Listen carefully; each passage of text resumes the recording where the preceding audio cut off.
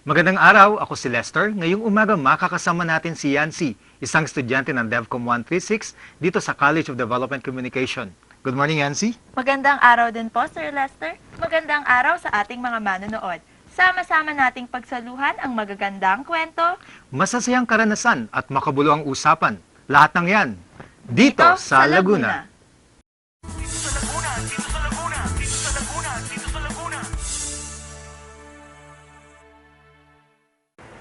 Yancy, espesyal ang ating episode ngayong umaga dito sa DSL. Opo, Sir Lester, dahil buwan ngayon ng Abril, ipinagdiriwang natin ang PWD Month. Naghanda po kami ng mga feature at segment na may kinalaman sa ating mga kababayan na PWD o persons with disability. Tama yan. Ikaw ba, Yancy, meron ka bang kakilala na merong kapansanan? Yung personal ba? Hindi ko po siya kamag-anak, pero kapatid lang po ng kaibigan ko. Kayo po ba, Sir? May kakilala po ba kayo? Actually, meron akong lola, nung high school ako, na-witness ko mismo kung paano niya ma-experience ang pagiging isang bulag. At it was a very difficult time for her. Yan. So ngayong umaga mga kaibigan, makakasama natin ang ating mga panauhin mula sa Los Baños Office of PWD at Los Baños Federation of PWDs. Tatalakayin ng ating mga bisita ang mga karapatan at pribilehiyo ng isang PWD. Para simulan ng ating talakayan, alamin muna natin ang mga nalalaman ng ating mga kababayan dito sa Laguna tungkol sa karapatan at pribilehiyo ng isang PWD. Ano pong karapatan ng mga PWD ang alam ninyo? Sa laws, wala akong alam. Pero yung in general, yun nga, yung uunahin mo sila. Kung ano yung karapatan ng normal, karapatan din nila yun. Yung sa jeep, kapag yung sa dapat pinaprioritize na dun sila sa dulo nakaupo para hindi na sila mahirapan. Tapos dapat din sa mga pag may mga hagdan, dapat meron din sila, alam mo yun, yung pababa. Uuwi natin sila ng ayos. Pag nasa daan, kailangan pagkatawid, akayin sila, patawid. Discount. Tapos sa pila, sila yung priority. Priority dapat sila. Dapat bibili. Tapos pagkalaman mo sa mga sasakyan, mga PUJ, public utility, meron sila provided na upuan. Narinig natin ang tinig ng mga kapatid natin dito sa Laguna tungkol sa kanilang nalalaman pagdating sa karapatan at pribilehiyo ng mga PWDs. At syempre mga kaibigan, para bigyan ng ating mga manonood ng mas malalim na pangunawa tungkol dito, narito ang ating mga panauhin na sina Miss Lorelai Liwanag mula sa PWD Office ng Los Baños at Miss Janet Talag mula naman sa Los Baños Federation of PWDs. Good morning po. Magandang araw po, Ma'am Lorelai at Ma'am Janet. Magandang araw po. Masaya po kami kapag pag-imbita ninyo sa amin. Magandang araw sa mga nanonood. Salamat sa pag-imbita rin sa amin. Ayan, so ngayong umaga mukhang marami tayong malalaman tungkol sa ating mga panauhin. Siguro, pinaka-basic po na dapat malaman ng ating mga manonood. Pag sinabi po bang PWD, ano po bang ibig sabihin nun? Ano po ang mga kapansanang napapabilang sa PWD ayon po sa ating batas? Ang PWD ay persons with disability at ang sakop nito ay ang mga orthopedic disability, visual impairment, communication disability or yung speech and hearing. Okay po. At saka, yun lang. Okay. So, hindi naman po siguro pwedeng manloko, no? Kapag may mga taong gustong sabihin nila, gusto na yung mapabilang dito, hindi naman po basta-basta nila pwedeng gawin yon. Oo, hindi pwedeng gawin. Kasi katulad sa opisina, Opo. nag-a-assist kami ng mga PWD, hinahanapan namin ng medical certificate. Okay po. So, bali po, ano po ba yung Magna Carta for PWD? Ito pa yung tinatawag naming puso ng grupo o ng organization. Dito po nakasaad lahat yung mga karapatan namin para mahanap namin yung mga taong may kapansanan na nasasakupan. Meron din po kasi kaming Ayon sa batas po, yun pong sa Section 31, ito po yung tinatawag naming right to organize. So dito po, nag-start na po kami dito. Yun pong, nag-start na kami na maka-form ng organization. Though hindi po lahat kompleto pa, ito po ay para sa entire Los Baños na may 14 na barangays. So, nando na po yung Section 31 na pasok na po namin. Sa larangan naman po ng paghingi ng asiste sa munisipyo o sa government, meron po tayong tinatawag na Section 27. This is to provide for us, PWDs, technical and financial assistance. Para po dun sa aming self-development, self-reliance, and self-determination. So sila din po yung tutulong sa amin sa kagaya din po yung ginagawa ni Ms. Lorelai. Ito po yung para po kami ay mapabilang or magkaroon ng tungtungan patungkol sa batas sa on right-based inclusion and barriers-free. So marami pa po ditong nakasakop patungkol din po dun sa aming mga pangangailangan pang-opisina o sariling tanggapan na tinatawag din po naming RA 10,070. Ito po yung aming karapatang magkaroon ng opisina. So ito po yung under lahat sa RA 7277. Ayan, so mukhang napakaganda ng layunin ng ating batas. Ano po? Bukod po dun sa mga nabanggit ni Ma'am Janet kanina, ano pa po ba, meron po bang tayong mga batas na nagsasabi na ito dapat ang mga rights and privileges ng ating mga PWDs? Saan po yun matatagpuan? Meron. Yun yung Republic Act 9442, kung saan nandun yung mga pribilehiyo ng PWD at saka yung karapatang parusa para sa mga lumalabag nito. Pwede niyo po bang isa-isahin sa atin? Ano po? Kung hindi naman po siguro ganun kahaba ang listahang ito. Siguro yung mga importanteng points po tungkol dito sa ating mga rights. Kagaya ng yung diskwentro, 20% para sa restaurant, hotel, transportation, hospitalization, medicine, 20% din. At saka sa... So parang sa senior citizen? Parang senior din siya. Okay. So, bali po, itong mga ito ay nabanggit din po na kailangan nila ng ID. Paano po ba kumukuha ng ID ang mga PWD? Una-una, kailangan meron silang medical certificate. I-indicate doon kung ano yung kanilang disability. Pangalawa, kailangan meron silang tatlong 1-by-1 picture na ilalagay sa form, sa booklet at saka sa ID. So, pagka meron na silang mga requirements na yon, pwede na silang pumunta sa opisina para mag-fill up ng form. Okay, so alam na po ng ating mga PWDs ang kanilang mga gagawin at ang requirements. Gano'n naman po kaya katagal? Siyempre, may kapansanan po ito, no? Gano'n po ba kabilis ang ating proseso sa pagkuha ng ID? Napakadali lang naman kumuha ng ID. So, mga 5 minutes lang, pwede na makuha.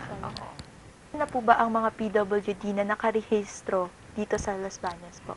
So, ang nakarehistro sa amin ngayon ay 1,600 plus. Bukod pa yung may nakahiwalay yung mga nakakuha ng ID na 1,300. Sir, nalaman po natin at ng ating mga kababayan na PWD kung paano makakuha ng ID. So, kung may mga kakilala kang may PWD, siguro maganda na sabihan natin, kumuha ka agad sila. At syempre, kanina napag-usapan din natin, ano ba ang mga privileges ng ating mga PWD. Importante kasi na malaman din nila yon. Lalo na sa panahon ngayon kung saan ang ilan sa ating mga kababayan na may kapansanan ay hindi nila alam ang kanilang mga karapatan. Opo. At dahil dyan, magbabalik po ang Dito sa Laguna.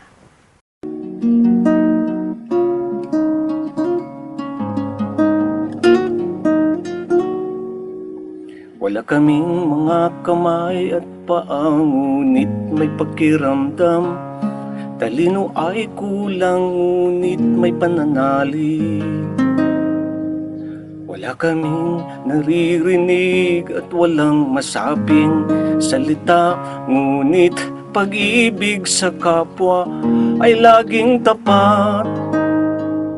Tao kaming katulad nyo, kawangis ng Panginoon. Iisa ang ating buhay at dangal.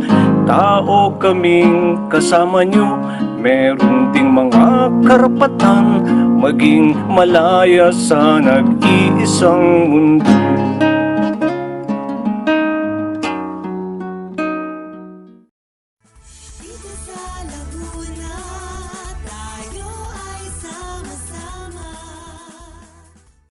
Nagbabalik tayo dito sa Laguna. Para sa kaalaman ng ating mga manonood, ang kanta mula sa ating napanood kanina ay sinulat at inawit ni Mr. Juni Andrion, isa ring PWD. Specifically, siya ay hindi nakakakita.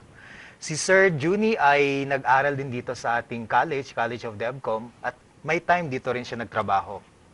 Napakahusay talaga ni Sir Juni sa paglikha ng mga kanta. Nagbibigay pa siya ng inspirasyon para sa ating lahat. Sa susunod nating segment, makikilala natin si Rolly Cuenco, isang PWD na walang kamay at paa, ngunit hindi nagpapigil sa kanyang kondisyon upang maipakita sa mga tao ang kanyang natatanging kakayahan at talento. Excited na akong malaman ang kwento ni Mang Rolly. Halina't ating tunghayan ang kanyang kwento.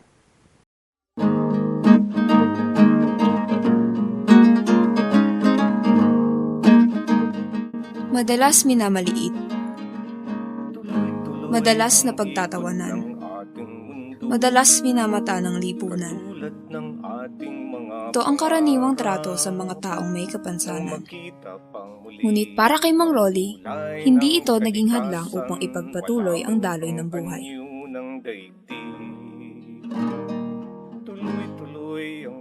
Ipinanganak si Mang Rolly na walang mga paa at kamay. Bago po mamatay yung nanay ko noong January 18, pinona po ako ng ate ko. Hanggang sa dito po ako lumaki. Wala na po akong tatay at nanay. Ang tatay ko po yung na-aksidente sa sa sasakyan. Tapos si nanay ko naman po na high blood. Ayun. Hanggang sa pagdating ko po rito, noong 2006, may tumulong po sa akin. Dati siyang nagtitinda ng ice candy sa munisipyo ng Los Baños upang makatulong sa kanilang mga gastusin sa bahay.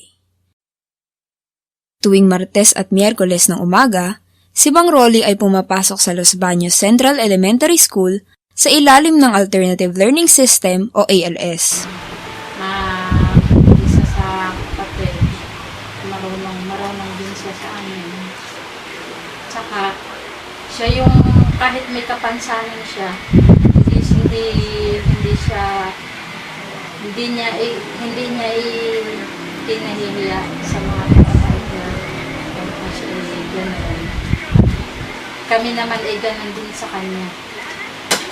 Okay, hindi rin namin siya itinatago o kaya ay ikinihira sa amin. Taong 2014 nang mapagdesisyonan niyang mag-aral muli, kaya naman siya ay nag-enroll sa ALS. Sabi po sa akin ni Ate Lenny, bakit daw hindi ako pumasok ng pag-aaral. Sabi ko, kaysa dito lang naman po ako sa bahay. Sabi ko, gusto ko nga po mag-aral makapagtapos ng pag-aaral. Sabi sa akin, tutulungan nga daw po ako mag-aral. Tapos, nung yata yun, nagsimula, nilapit po yung kay Mayor. Nilapit po kay Mayor, tapos yun, nilapit ko kila LTT yun. Hanggang sa, yan po ako dito sa may Central. Nag-aaral po ako dito sa Central. Noong 2014. Inikayat ko pa rin siya mag-aral. Sabi ko, Rory, gusto mo mag-aral ka. Sabi niya, wala naman daw tatanggap sa kanya kasi nga sa kalagayan niya at sa edad niya. Kasi siya grade 1 lang ang hindi pa niya natatapos. Sabi ko, pwede yan. Hanggang sa inano ko yung ALS. Comparing this, kasi second time na to second calendar year na to sa amin, sa ALS. Mas maganda yung performance na ngayon kumpara rin sa sa unang pasok niya.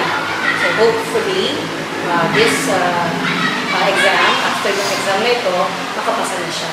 Katulong ng kanyang teacher na si Ma'am. Kasi yung maturity, nandun na kasi 30-something na si Rolly eh.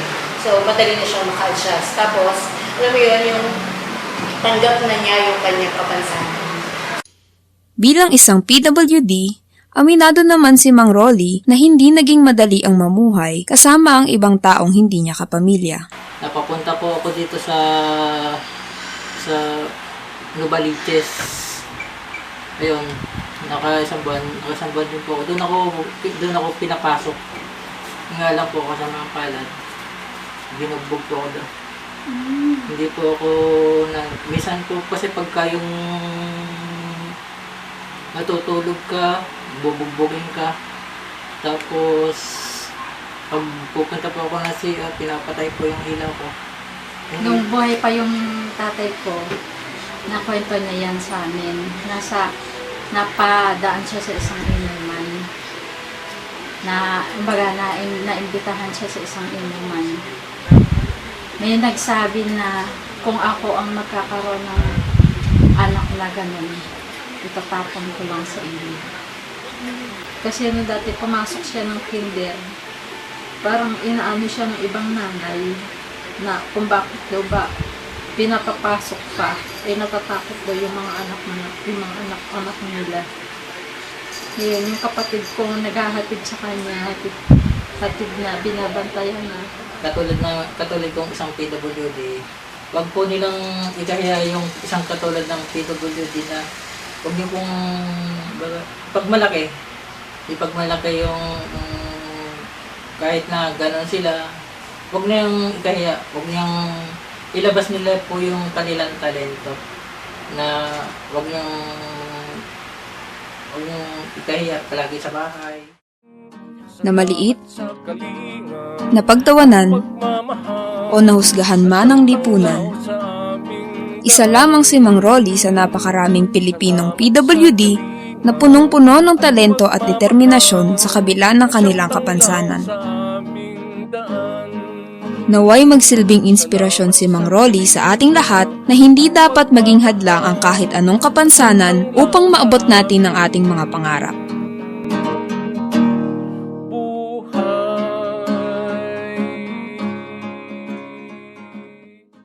Anong naiisip ninyo pag naririnig ang salitang PWD? Kailangan na din silang bigyan ng special treatment. Halimbawa, pag nasa loob tayo, or kahit saan, kahit sa highway or sa kanal. Naisip ko palagi about disability, yung kanilang physical capabilities na talagang inferior or parang it lacks in a physical way. At parang hindi sila masyadong papansin and they're often stigmatized by the society. Inuuna mo dapat yung kalagayan nila pag meron kang nakitang someone na may disability, ganon. Naaawa. Ang PWD ay ang mga taong may kapansanan. May mga kapansanan. Pero kasama din dun yung bully, syempre. Ganun pala ang pumapasok sa isip ng ating mga kababayan dito sa Laguna sa tuwing naririnig nila ang PWD. Oo nga yan, si. At syempre sa mga kabubukas pa lamang ng kanilang mga telebisyon, natalakay na po natin kanina ang mga rights and privileges ng ating mga PWD. Kasama na dyan syempre ang 20% discount, parang mga senior citizens lang, ano po. At syempre, kung paano ba kabilis makakuha ng isang ID, 5 minutes, pwede na nilang makuha. Pati na rin kung ano ang PWD na nasasaklaw ng ating batas. Para sa pangalawang bahagi ng ating talakayan, makakasama muli natin si Ma'am Lorelai at Ma'am Janet upang mas makilala pa natin ang kanilang organisasyon, ang Los Baños Federation of PWD. So Ma'am Janet, maitanong ko lang po, kailan po na itatag at paano na itatag ang inyong federation?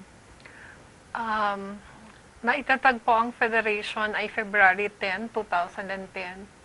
So, ginather po namin kada barangay, yung lahat ng may kapansanan para po makabuo ng association per barangays. So, bali ilan na po ba ang mga membro niyo po ngayon?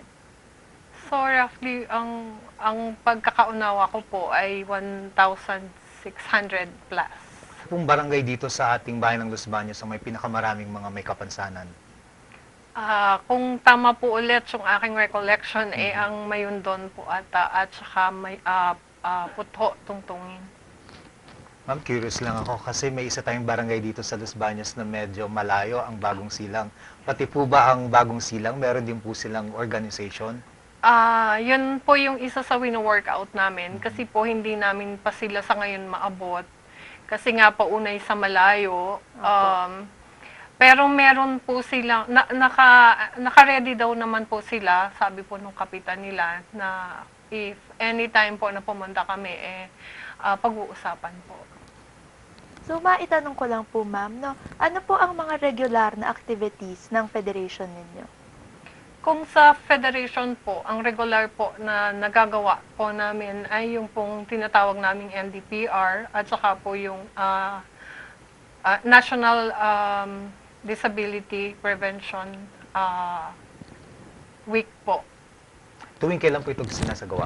Tuwing July, ang talagang date po nito ay July 18. Ano pong mga problem na encounter nyo sa pagmomobilize ng ating mga PWD? Siyempre po una, financial. So, yan po yung una naming nagiging problema. Pero as of the meanwhile po, o meantime, nagagampanan po naman namin ang lahat ng gusto naming mangyari doon sa ginagamit po naming parang given na pondo. Galing po sa IRA or Internal Revenue Allotment. Banggit niya kanina yung tungkol sa kakulangan ng finances, no? Opo. Para may gustong ibalita sa atin si Ma'am Lorelai patungkol dito. Meron daw pong bagong ordinansa na makakatulong sa ating mga may kapansanan dito sa Los Baños. Na-aproban na nga yung ordinansa na travel allowance ng mga barangay PWD president na pinabangan mula sa Sangguniang Bayan. So, Ma'am Jeanette, paano po ba nakakasali sa inyong federation ang mga PWD? So, yung una po, pag-approve na po yung kanilang mga IDs. Yung that's the time na pasok na po sila sa federation. So, ganda rin pong pagkakataon ito para maimbitahan po ninyong ating mga tagapakinig. Pwedeng PWD sila o pwede rin namang baka may mga kakilala po sila na PWD. Kung ano man po ang gusto nyo ipaiwatay sa kanila o kaya para ma-invite po sila sa inyong mga activities. Iniimbitahan namin kayo sa mga activities ng PWD. Katulad na lang nabanggit ni Ate Janet na NDPR Week at saka itong PWD Month. Patuloy pa rin din kaming tumutulong din sa mga kapwa kapansanan na may bibigay din kami ng tulong katulad ng libreng prosthetic leg tsaka arm. Sa amin pong mga may kapansanan at yung pong may mga kapansanan po sa labas ng sa aming mga lugar po, hinihiling po namin na matulungan din kami ng kanilang mga kaanak or mga kaibigan na patuloy po na bigyan kami ng pagkakataon na maipakita at maipadama kung ano po yung aming mga ninanais o ang aming advokasya para sa mga may kapansanan. Hinihiling po namin na patuloy kaming matulungan sa amin pong vision na to develop a strong community. Hindi na po ngayon itinatago o hindi na lang po itinatago ngayon ng mga may kapansanan, but instead baka po pwede na tulungan kami na maipakita yung talento o makita po ng aming mga kaanak na meron pong talento ang mga may kapansanan. Na yun po yung na doon po kami magbibigay tuon sa kanilang mga kakayahan para po maging parte ng lipunan. Inaalis na rin po namin ang amin pong sa amin yung konotosyon po ng pagiging burden sa society. So kung pwede lang po sana na matulungan kami ng lahat ng tao o mabigay na rin po sa amin yung pagkakataon na mabigyan pa sila ng bagong buhay at mapagaan din po yung buhay ng aming mga dinadalang kapansanan. Nais po na yung pasalamat ulit at mabuhay po. Maraming salamat po, Ma'am Lorelai, Ma'am Thank you po sa pagbisita dito sa Jeanette. ating program. Salamat din po. Maraming salamat po. Yan, napakaganda ng sinabi ng ating mga panauhin ngayong umaga, no? Opo. Lalo na inabanggit ni Ma'am Janet na dapat ang ating mga PWD ay bigyan ng panibagong buhay. Opo, dahil hindi naman po talaga sila mga burden, kumbaga, dahil may mga natatanging talento at kayang gawin din po sila. Siguro maganda rin na ma-invite natin ating mga Manonood viewers na kung meron silang mga kakilala o kaibigan na PWD na pwede silang mag-join ng federation, lalo na yung mga kaibigan natin dito sa Los Baños. At syempre, para naman po sa iba, pwede rin po kayong ma-involve sa federation as a volunteer. So later, bibigyan po namin kayo ng mga details kung paano kayo magiging volunteer ng federation. Magbabalik po ang dito sa Laguna. Ano nga bang bago sa PCOS machine? VCM o Vote Counting Machine na ang tawag sa gagamitin nating makina sa eleksyon ngayong 2016. Mas malaki ang screen nito na may sukat na 7 inches. May bagong feature ito na kung saan pwedeng makita kung sobra o kulang ang binotong kandidato. Hindi katulad ng PCOS, mababasa ng makina ang balota kahit ito ay nagusot. Siguraduhin lamang na na-shade ng tama ang mga bilog upang mabilang ang iyong boto. Para naman sa hirap makakita, pwedeng marinig ang mga binoto upang ma-review ito kung nanaisin. Sa pamamagitan ng headphones, maririnig na ang lahat ng binotong kandidato. Kaya na ring mag-print ng resulta o resibo ng VCM. Kaya, tayo nang makilahok, bumoto sa darating na halalan at maging umpisa ng pagbabago.